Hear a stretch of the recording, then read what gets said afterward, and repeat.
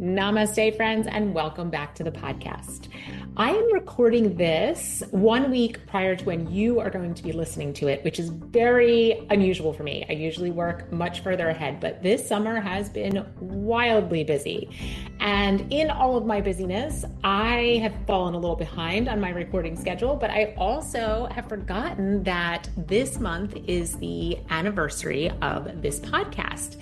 And I would have let the date completely pass by without remembering it at all if it were not for my daughter, who did remember that August 11th was my original release date. And she did a little celebration for me. And it took me by surprise. I had no idea she was going to do it.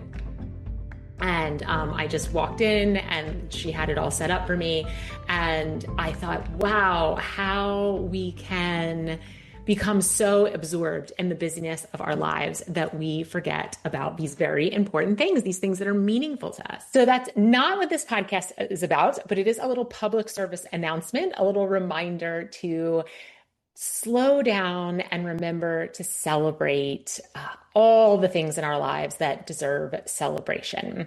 So maybe taking a moment today to reflect on something in your life that you really should be celebrating, but you are just too busy doing life and letting it pass you by. So 3-year anniversary of this podcast, it's August the 11th. In further celebration of this 3-year anniversary, I cannot believe it's been 3 years. The time has passed so quickly, and I have learned so much in those 3 years, but I really want to celebrate it right. I want to do it up. So you, my listeners, are why I do this podcast. And if I had no one listening to this podcast, then there would be no reason for me to make it. And I really enjoy doing this podcast, and I really enjoy interacting with you, the listeners, and hopefully serving you. That's really the goal of this podcast, is to help you to learn and to grow and evolve and become the best version of yourself. And so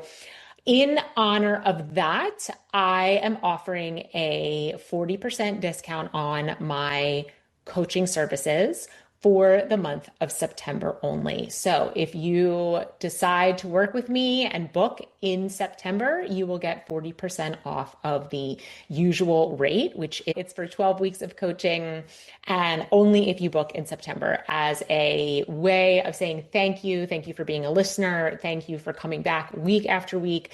But most importantly, thank you for being willing to commit to yourself, to show up for yourself.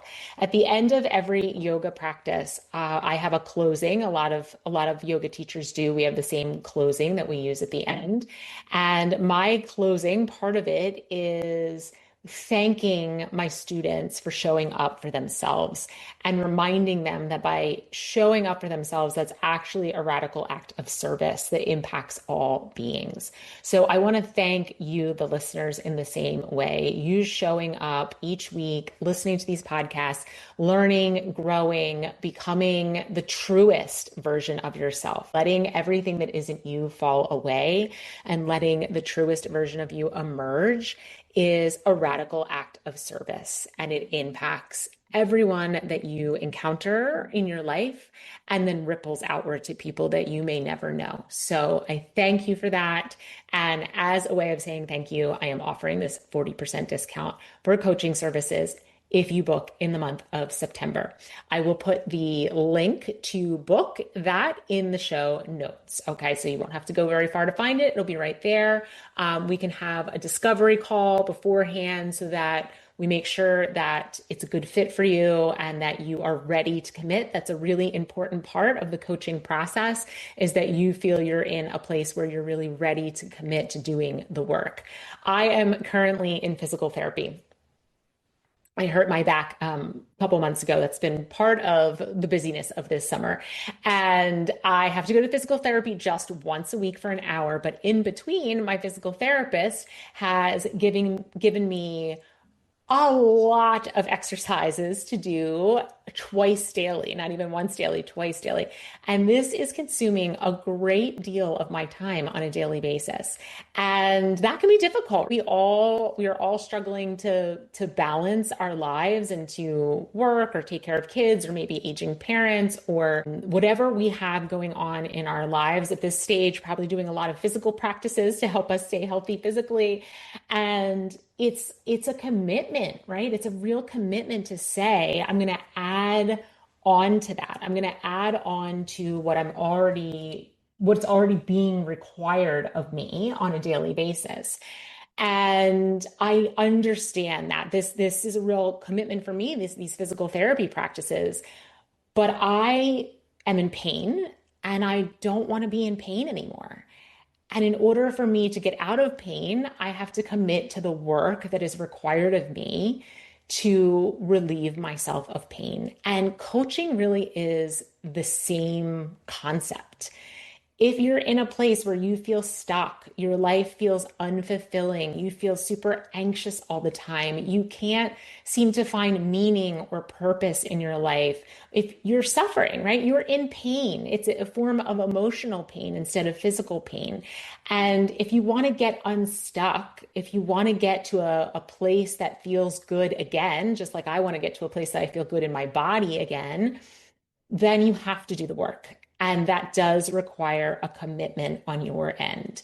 So we can meet, we can have that free call to discuss what coaching looks like, what would be required of you, and if you feel that you are ready to make that commitment. And often, unfortunately, as humans, it requires us being in enough pain that we're willing to make the sacrifice. And I can tell you that was true for me physically. I've had this issue with my back for literally years and kind of put it off, until I really hurt myself and got myself into a bind.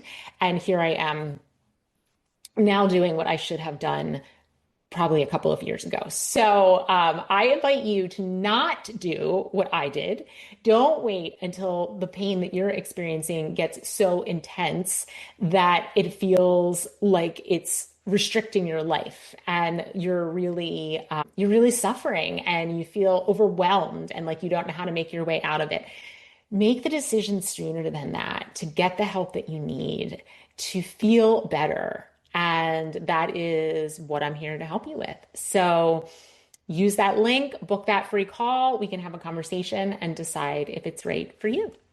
All right, now on to what the show is about today. So the show today is about probably the single most important practice that I have adopted in my journey of evolution. And what I'm going to talk to you about today is part of yoga philosophy. It is part of what it means to be a student of yoga. You may hear that term. To be a student of yoga is to be forever on the yogic path. So we're always students of yoga. No matter how many trainings we do or how many certifications we acquire or how much reading we do or how much meditating we do, we are always students of yoga. And so to be a student of yoga is to observe this practice. And the practice is called sadhana. And what sadhana means is a deep spiritual practice that you engage in every single day. So it requires discipline, as we were just mentioning when we were talking about doing the work. So this also requires us to be disciplined, showing up every single day to do this deep spiritual practice. And the reason why sadhana is so important on the spiritual journey is that it keeps us returning to our center, returning to truth. I recently had an episode on balance, and I will link that in the show notes. If you haven't listened to that, I think it will give you a great visual to understand what I'm talking about here. But the spiritual journey is one of constantly being pulled off of our center and then returning back to the center because life does what life does. We experience lots of challenging things that come our way in relationships with our physical bodies, especially at this stage of our lives, things going on in the world, right? Whether it be politics or wars or whatever is going on in climate change. These things are hard. They are emotional. They can feel overwhelming, and they can really pull us off of our center, and they can make us forget the truth of who we are, the truth of life and what life really is. They can leave us feeling disconnected from ourselves, other people, from the divine or God. They can leave us feeling like a boat out in the ocean, a small boat out in the ocean during a big storm. That's an analogy that I've used many times over, that some of the times in my life that were so challenging when I didn't have these practices deeply rooted in my life, I felt like I was a little tiny. I imagine like my child when they were very little and they had the little boats that they would play with in the bathtub. Like one of those little boats out in the ocean during a big storm, where the waves were just overwhelming me, toppling me over, and the water was filling into the boat and it causing it to sink. And that's what life can do to us, right? With all the challenges that come our way. And a daily sadhana or a daily spiritual practice is our way of right sizing the boat, of bailing the water out, of taking control, of growing the size of our boat so that the waves don't overwhelm it. It grows our capacity to deal with all of the challenges that come our way. And let me tell you, a lot of those challenges aren't even external to us. They're internal to us. They're the way that we talk to ourselves, the patterns that we repeat that are no longer serving us, the inability to be truthful with ourselves. I'm going to do a podcast on satya, which is truthfulness. That's a Sanskrit word for truthfulness, and how we can struggle with truthfulness in our lives, truthfulness with others, with ourselves, with the reality of a situation. And when we rail against the truth, we create a lot of internal struggle and separation. So this constant need to either be looking towards the future or wrapped up in something that happened in the past, these are all things that can happen in a very ordinary day where nothing else really significant is going on, and yet these things are still pulling us from the truth of who we are and from the reality of what life is and what is actually present in any given moment. So I cannot overemphasize the impact having a sadhana has had on my life. It is one thing to show up to a yoga class once a week or several times a week. It is another thing to have a steady practice in place that happens every single day. And let's first discuss what counts as a sadhana. So this is not just your asana practice, your posture pose. Yes, that can be part of your sadhana. Meditation is part of sadhana. Pranayama or breath practices. Prayer can be part of your sadhana. Reading sacred text is sadhana. Journaling, right? Self-inquiry through journaling. This is sadhana. Reflecting on your day and looking at where you would have changed things if you were more aware and where you did really well. In yoga, there are the 10 ethical guidelines, the yamas and the niyamas, and I will be doing sanghas on those in the fall. So if you're interested in learning about those, you can head over, sign up for my Substack. And when you sign up, you will get the notifications when those are going to happen. But the yamas and the niyamas are the 10 ethical tenets or guidelines of yoga. And they really create a structure for how we can live well.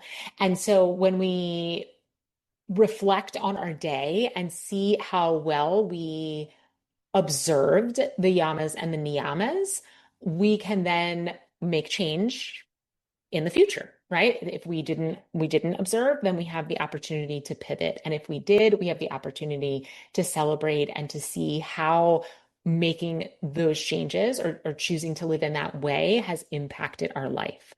So many ways. Being in nature, being undistracted in nature is a form of sadhana. And there is not one way to do sadhana. The the idea of sadhana, or the reason why the yogis felt that this was a very important part of the transformation process, because really what yoga is all about is getting us to liberation or freedom from our small selves and living from our capital S self, or from our soul. And the reason why yogis said this is important to do every day is because they knew the importance of repetition, that we are shaped by what we repeat. And we now know from the science perspective that that's neuroplasticity. What we repeat becomes a pattern, it becomes ingrained. There's that phrase I used to hear a lot, and I haven't heard it in a long time, but neurons that fire together wire together. And so if we repeat these things on a daily basis, we're actually training our brains, our bodies, our breath to return to that truth. And it will show up in our thoughts, our words, our actions, and become positive samskaras. I think I have an episode on samskaras. If I do, I will link that. But our samskaras are patterns of thought, behavior, and action, and they can be positive or they can be detrimental to our lives. And so the more we repeat the positives, the more that we ingrain those patterns, the more they show up unconsciously. So you don't have to think about them anymore. They just happen the way that maybe you've noticed some of your not so pleasant samskaras or patterns have happened. So the more we practice, we gradually cultivate these new ones that lead to greater steadiness, more clarity, more freedom. We can train the mind to slow the fluctuations, become more self-aware, recognize those habitual patterns, and then we can start aligning our thoughts, words, and actions with our truth, with our satya. And we live in a really noisy world. I think we all know this, with social media and the news and our phones ringing and dinging and pinging, and just people we encounter in our families. And it's a lot of input, right? It's a lot of things that are pulling at our attention. And sadhana is that opportunity to go inward and to pay attention to what that internal voice is trying to tell you. And it's also that time to come back to truths that have stood the test of time. And that's where reading that ancient wisdom comes in. These texts that have survived for thousands and thousands of years, when you read them, things like the Bhagavad Gita and the Yoga Sutras, they speak truth, and your body mind knows it, right? You can feel it as you read it, and it just brings you back to your center. So this is a living practice. Yoga is a living practice. It is not something we do just on the mat. It is something that is integrated into every aspect of our lives. And that's something that we forget. I consider there to be three prongs of yoga, and those are the physical practices, like putting our bodies in shapes, going to yoga class. There are the practices that work only with the mind, like meditation and breath. And then there is the philosophy. And that's what we talk a lot about on this show. It's something that I'm super passionate about because I know how transformative it is. And I also think it is very underserved in our current culture of yoga. We do great about talking about breath and meditation and movement, and even some of these broader things from yoga like Ayurveda and cleansing practices and things of that nature. But we tend to shy away from the philosophy. And just like any three-legged stool, right, it cannot stand without all three legs. It requires three legs to be strong and steady and bear the weight of someone sitting on it, right? In this case, bear the weight of life, because life can get pretty heavy. So, in order for yoga to do what it is supposed to do for us, we need to incorporate all three legs of that stool. And your sadhana is a beautiful place to incorporate that third leg. You coming here and listening to this podcast is your sadhana for today. So you are here, you are listening to the truth, you are learning about the science and system of yoga and how you can incorporate it into your life. You are doing your daily sadhana today. And sadhana does not have to take a long time. You can take 5 or 10 minutes. I recommend in the morning. That is my very strong recommendation because life gets busy, right? We all know that when we get up in the morning, our feet hit the ground and we tend to go from one thing to the next until we get very tired at night and collapse into our beds. And so if you start your morning this way, there's several benefits to doing it in the morning. One is it's how you're starting your day. And when you start your day from a place of calm and centered, grounded truth, you are priming your brain to operate from that vantage point for the rest of the day. So if you practice meditation, say in the morning, maybe you notice that on the mornings you practice, your day feels better. It feels smoother. It feels less chaotic or less overwhelming.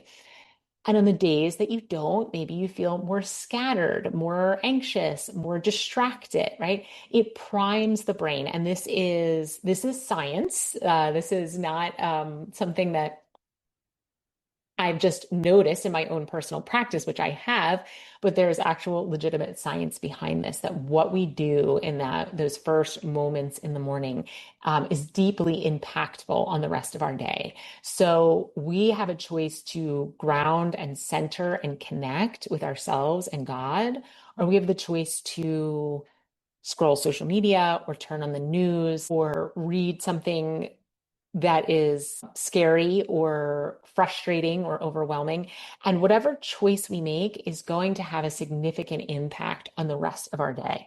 So, keeping that in mind, that is one reason why I highly recommend doing a sadhana in the morning. The other reason is this: once you get going, sometimes it's hard to create the space. We intend to, we want to, we plan on doing it.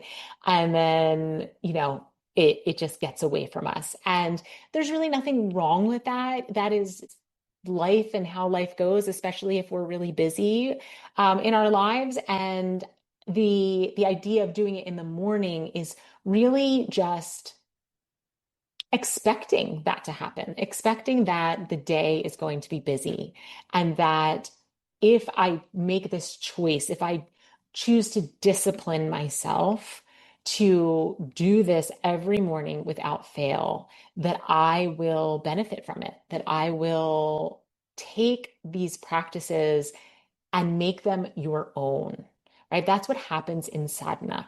You can listen to me, you can go to your yoga studio and take a class and listen to this teacher there. You can have a meditation teacher who teaches you how to meditate. I am 100% for each and every one of those things and more. But what happens is when you gain that information or have that experience, and then you bring it home and you practice it on your own. You make it yours. You transform it into something you know. You transform it from something you know into embodied wisdom. And you learn how to tweak it and modify it and align it so that it works for your body and your brain and your soul and what it's asking of you. It's another beautiful benefit of sadhana is this embodying of the practices, of the wisdom, of the connection, right? Connection is a very embodied experience. Prayer in whatever form I mentioned can be part of sadhana. And prayer is a very embodied experience.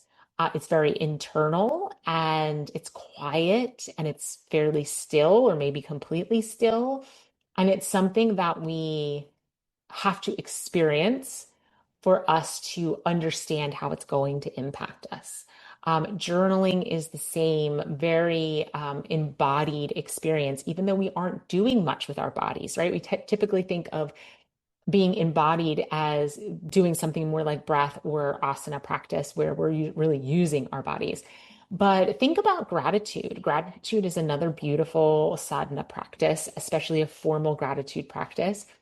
When we're feeling deeply grateful, and that's often accompanied by sensations in the body, maybe a warming sensation in the chest, maybe some deep relaxation, maybe a feeling of expansion in the body, that sense of joy. Maybe there's a levity or a lightness that comes with it. So we get to embody these practices and make them our own. And as that happens, as we're choosing every day to engage in some type of spiritual practice that's bringing us back to our center, then we take this knowledge or this experience, we bring it into the cells of our body. We create these new neural pathways, and then it begins, without us even thinking about it, to inform how we move throughout the world, how we think, how we speak, how we act, and how we perceive. And it deeply impacts how we navigate adversity, how much we engage in judgment or self-criticism or criticism of others.